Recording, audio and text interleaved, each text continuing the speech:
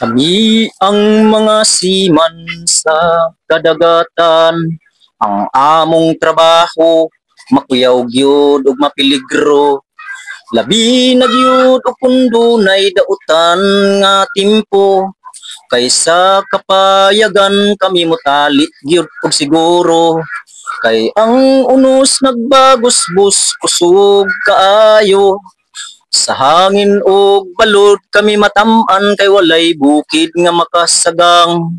Ug ang among bangka sa balod nagduyan-duyan, vertikalisod ang kinabuhing seaman. Sinima na dinhi sa kalauran, vertikalisod ang kinabuhing seaman. Kay ang bangka nga among gisakyan, maoy among balay ug katulugan.